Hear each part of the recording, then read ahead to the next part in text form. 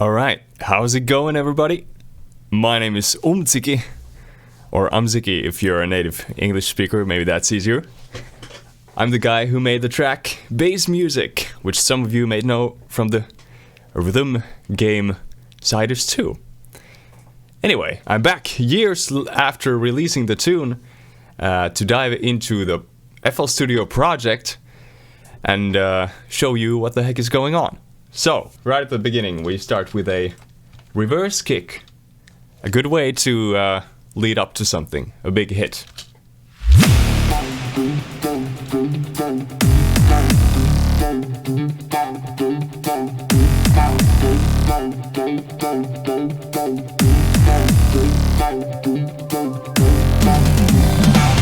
Okay, so not too much going on there. We got the main elements are the kick and the hat, so we got this drum loop going.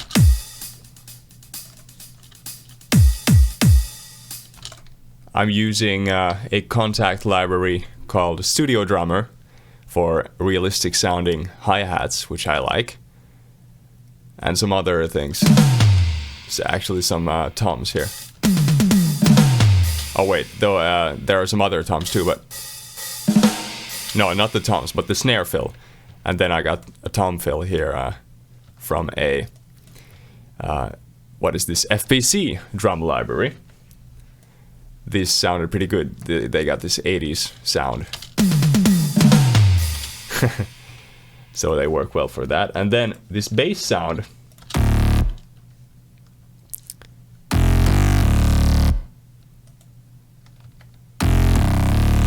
It's pretty basic. Without effects, it sounds like this.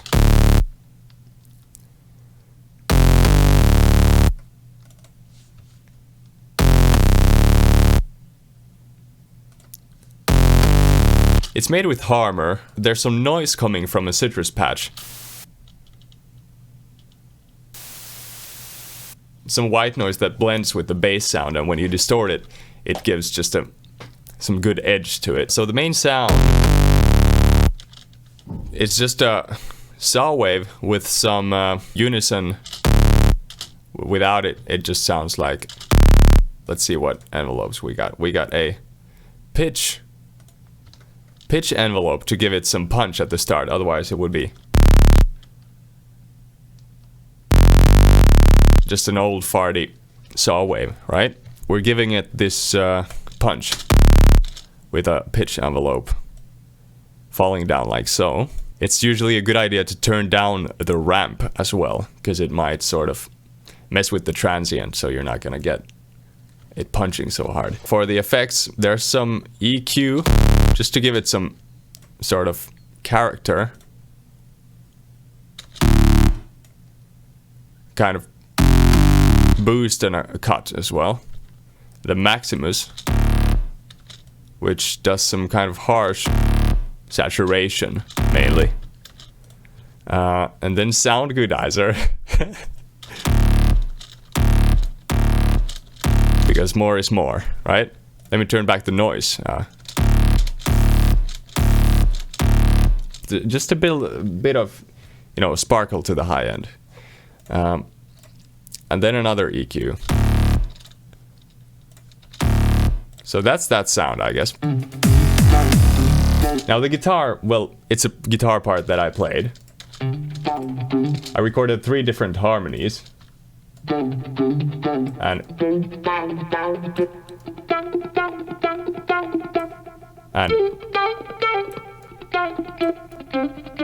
okay, that was 4, I guess. So then I have these building blocks, loops, that I can arrange however I want.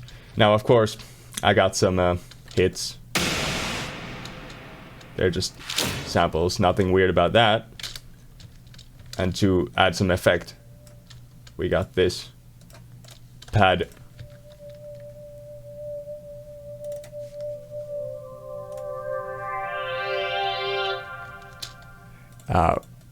Thing made in Harmor. It's got some phaser on it. Nothing too strange about that. It's just a low pass filter rising up. Then there's the solo that starts. to add to the power of the hits when the solo starts, we got this sound. It's pretty simple. It's just a saw wave with some distortion, and it just plays power chords like a fifth. Some vibrato as well. And then the solo sound, I played parts of it and programmed parts of it.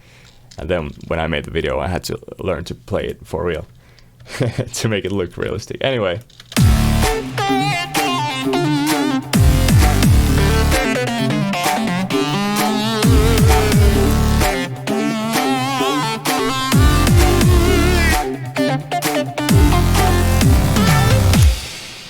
These types of lead sounds are pretty simple.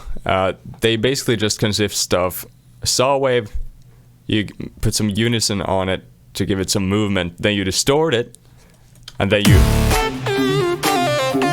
that's pretty much it. And then I got the phaser enhancer engaged too, just to give it some more character and movement. And then of course some delay and that sort of mixing stuff.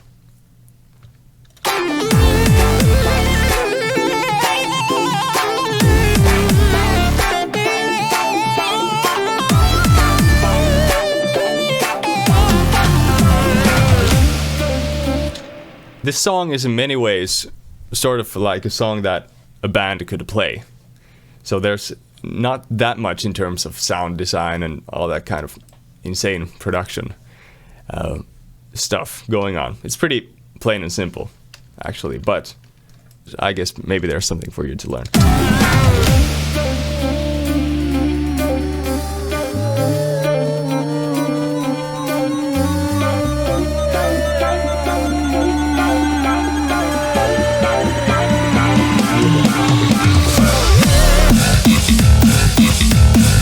So, there are a couple of cool sounds going on here. There's this one riser that I made.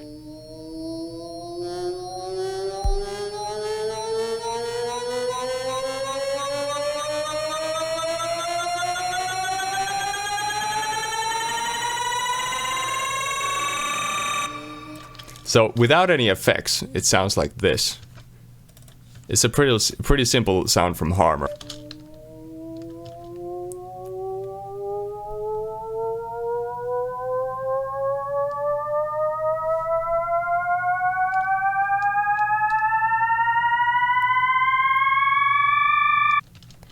So, I did some things in Harmer. It's mainly the unison pitch thickness rising with the keyboard mapping. So that means because I have a slide note in the piano roll, you can see the unison pitch thickness rise with it as well. That's why you can kind of hear this warble that speeds up, and when I add the effects onto it, which is mainly bit crusher, experiment with those, because if you have simple sounds and put bit crushers on them, you can get some interesting effects. Like it adds some extra movement, or it kind of strengthens the movement that is there, and adds some frequencies too because of the aliasing.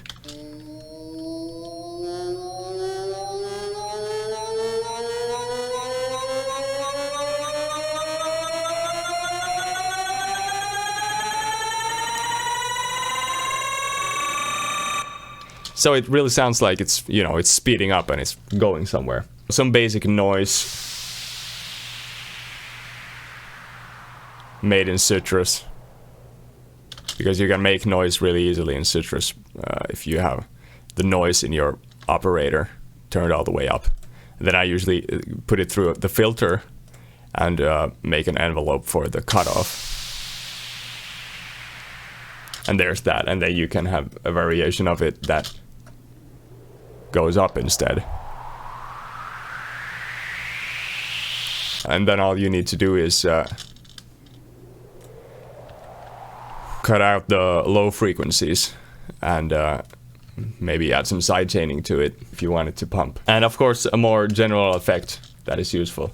I have on my master, actually, a high pass filter.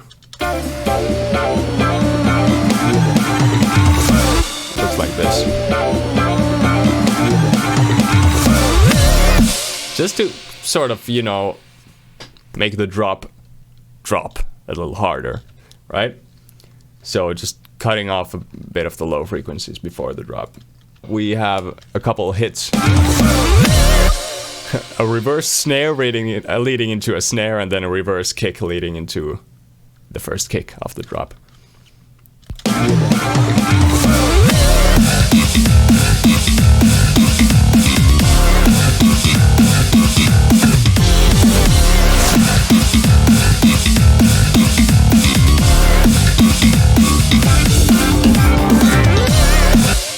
Now in the drop, obviously it's mainly just the drums and the bass. I guess you could call that drum and bass.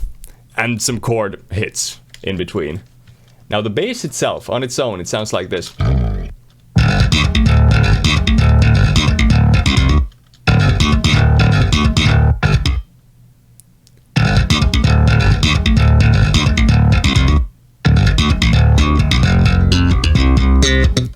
I made spaces in between for the hits because there's another bass sound filling in those gaps, so I wanted to make space for it. Because otherwise it becomes a mess. You need to keep your frequencies clean. Also, there's just a automation clip on the gain of the bass to duck it down slightly here in the parts in between. So you can still hear the slaps, but it doesn't muddy up the frequencies when we got this bass going on. I had this idea of this riff in my head, and I thought I would be able to sort of make it using electronic sounds. There's this track called Red Heat by Noisia that I was kind of thinking of. It could be a bit similar. And then I tried making it with electronic sounds, and I couldn't make it sound good. So I thought, hey, why don't I just play it? Because I could, right? So I did. I ordered a Harley Benton bass, the one you see in the video. I played this riff. Now, the sound without any effects.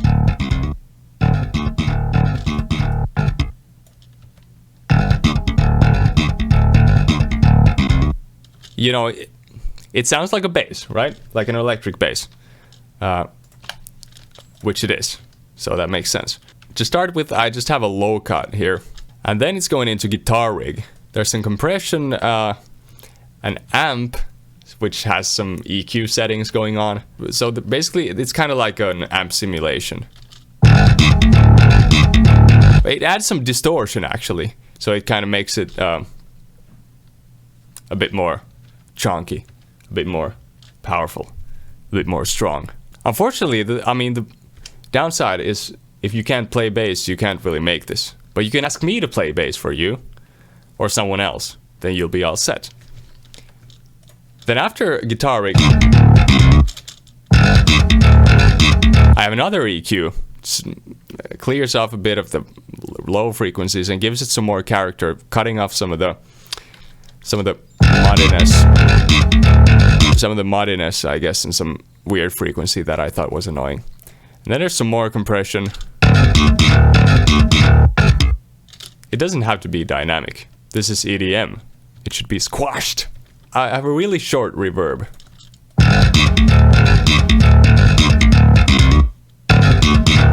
This gives this sort of sense of width. And I don't know, you might think that it's weird that I'm putting it on bass, but it really, it really makes it sound bigger. And of course I'm cutting off the low frequencies. My low cut here is at 270 Hertz, so it shouldn't mess up the low frequencies too much. But I have the early reflection all the way up and some wet, and it's totally, the decay time is 0.1 seconds, so it's all the way down. So if you have a sound that sort of sounds a bit too dry, you can try this. It doesn't have to be a huge reverb or a really long reverb. It could be really short, and it just gives it a little bit of sort of instant width.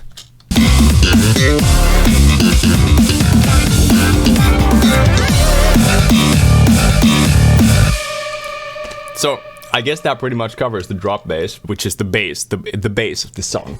Bass music. That's why I call this song bass music, because I thought it would be funny when you got all these genres that are sort of called bass music, which is like glitch hop and dubstep and all this stuff. with electronic bass sounds and bass growls and everything. So I thought it would be funny to call a song bass music where I'm playing a real bass. So that's kind of the joke behind the name. I don't know if anyone thought it was funny, but I thought it was slightly funny.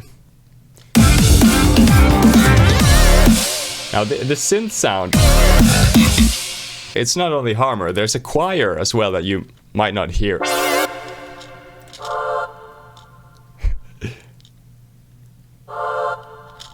Hear that well, but it just adds some openness and power to the chords. But this chord, it's like a D7 sharp 9. It's also known as the Jimi Hendrix chord, used a lot in funk and jazz. So yeah, that's cool.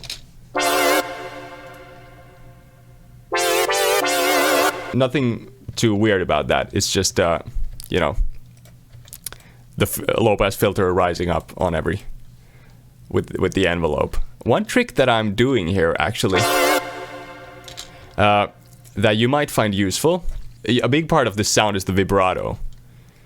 So pitch vibrato depth, it has a envelope on that. Let me just mute this other sound. Without it, it would just, I mean, it wouldn't have that much power. So we want that vibrato at the end of the note, kind of. But the thing is, if you put reverb on that, the reverb is gonna become quite messy. But I actually want the reverb to be pretty clean and just ring out with the pure chord. So what I've done here is I've actually copied the patch without, or at least, yeah, it has less vibrato. It still has some, but it has way less. I put reverb only on that, and the reverb on only wet, of course. So then I blend it in with the original, just to make the reverb more clean while still having a lot of vibrato on the initial sound.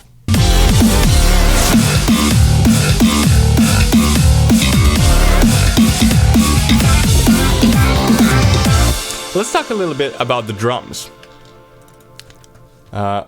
Let's just go to the first pattern of the drums in the drop.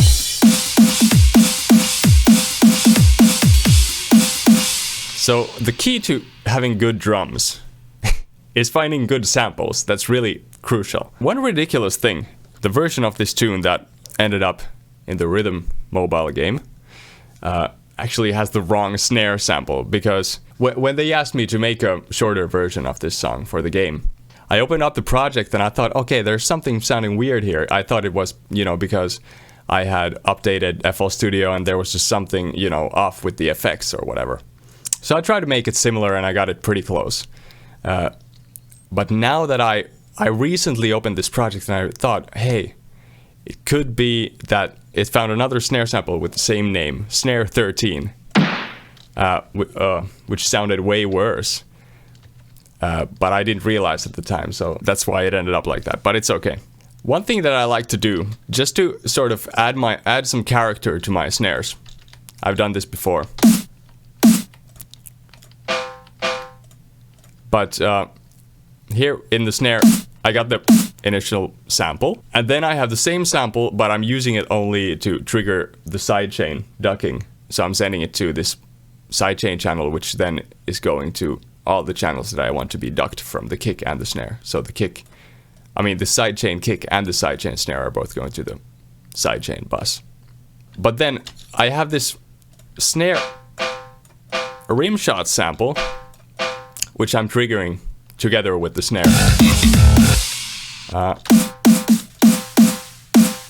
And also this noise tail. Just to sort of have a bit more control over how it sounds and make it sound a bit more unique, so you might not be able to recognize the original sample. But this is just a sample. And then we add this sort of ring to it, so it sounds a bit more like a real snare. And then the noise tail, which is also noise made in Citrus by turning this up, and your sine is replaced by white noise.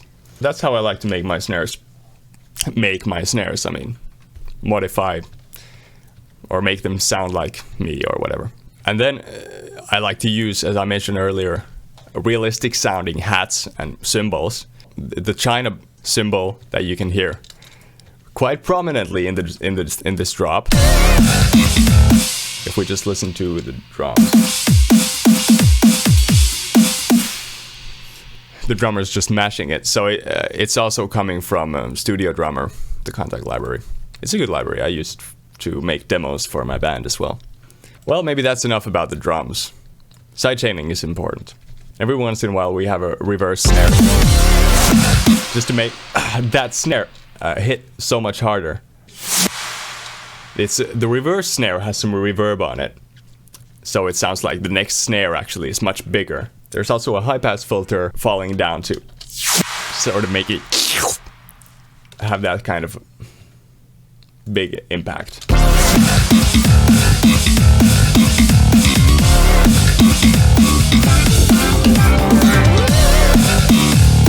And just some variation on the slap pattern there in the second part of the drop compared to the first part.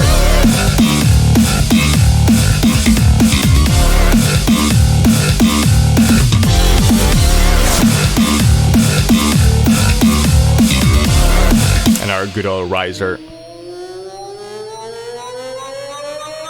here again.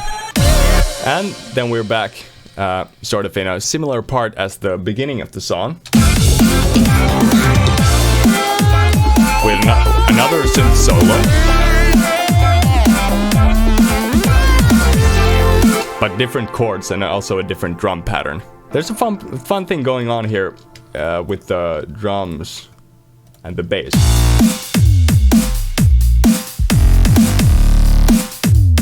I hope you have good speakers so you can hear the sub, because it's going like...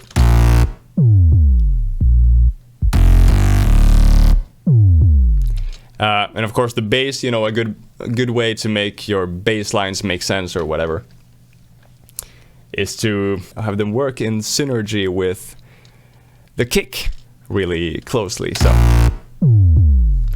that's the bass line and the kick. And the chords as well. You know, that's like the main rhythm of the whole part. And it's the same rhythm as in the intro too.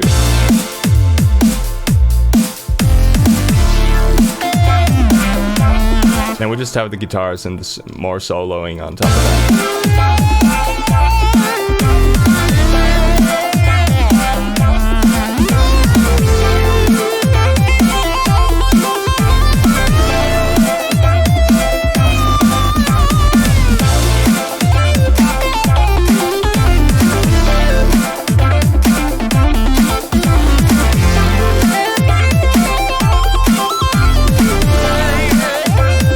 That sort of thing is really inspired by Skrillex, as a lot of my music might be.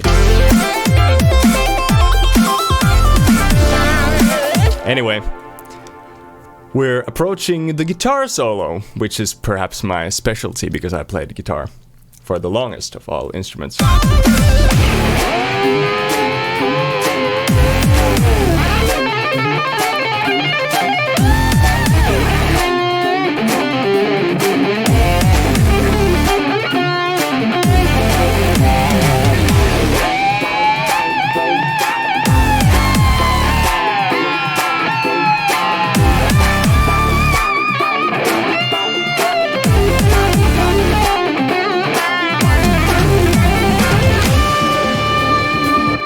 So there, I wanted the guitar solo to be completely different from the synth solos, because even though everything comes from my head, you know, I made the guitar solo a bit more sort of crazy, a bit more rough, and not so much jazzy chromaticism and all that, but just more metal and messing around. But the background for that solo is pretty much the same as in the beginning. About the guitar sound, I'm using Guitar Rig for my amp simulation, because otherwise it would just sound like this, which is totally lame. This ain't jazz. And nor would it be if it were with a clean sound, but you know, these are the modules that I use if you're interested. You know, they're good and everything. And then at the end of the solo is sort of fading into a reverb like this.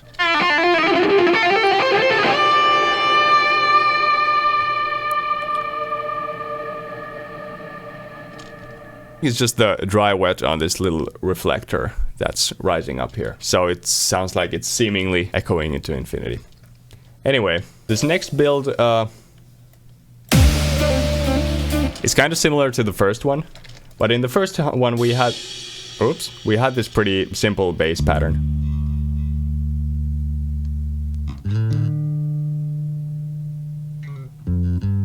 But this time it's a bit more intense, so I sampled a part of the slapping from the drop.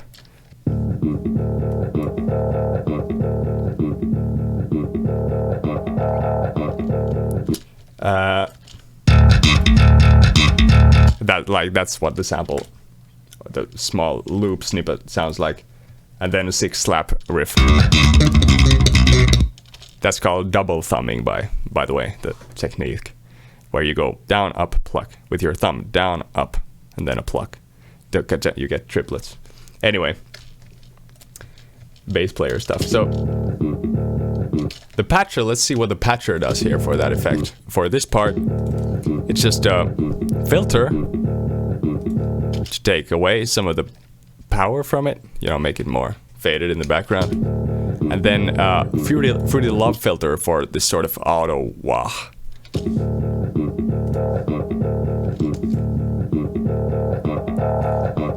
I'm automating the X, which is just the cutoff. We have this thing that sort of adds some extra sense of impending doom.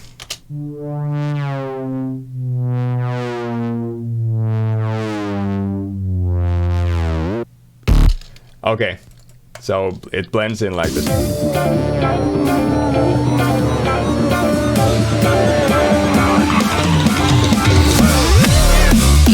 There's also this funny, I'm screaming. Oh no, that's a bass slide. That's me screaming. Woo! Just you know, you're jumping from a super high tower into the water, and it's loads of fun. I'm gonna drink some water. Stay hydrated. Oh yeah, this is yeah, it's just portamento. The notes are just overlapping.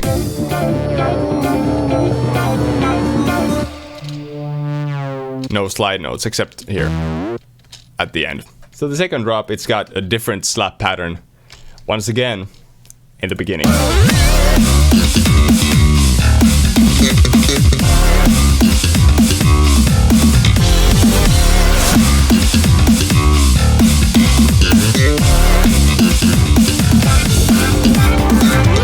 You might be wondering, why is this all chopped up like this?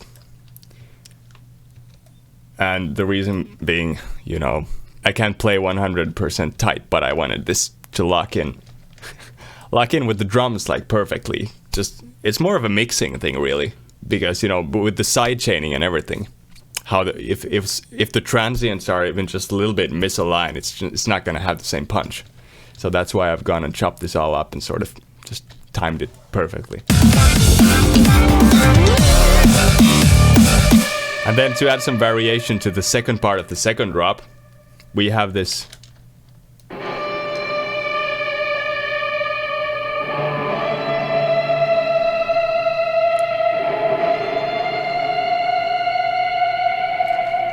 It's the same sound, but I'm just keeping the wet of the little reflector here in Guitar Rig all the way turned up. I actually might have found that by accident, because I automated it up at the end of the solo, and then I started playing. And I said, oh, this could fit in the background here with loads of reverb.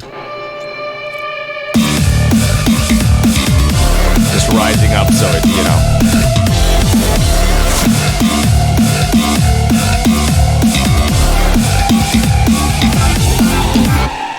Gives a nice climax to the end. And then we just got this sort of chill. It's no crazy soloing anymore. It's just a simple synth pattern. So we can just chill all the way to the end. We've already sort of been through the ride And now we can accept that we're about to land. Pretty much the same as earlier.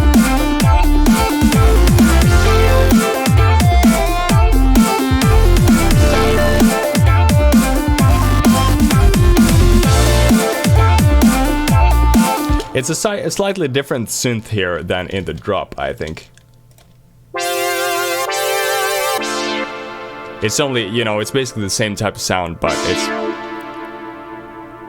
it's the envelope is a bit different and there's way more reverb.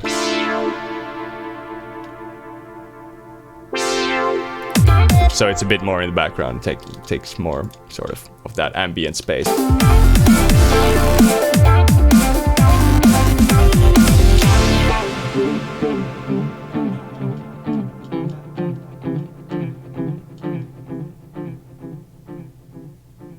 One sneaky thing that I'm doing with the guitar here is that I'm automating the pre-gain of the auto wah guitar.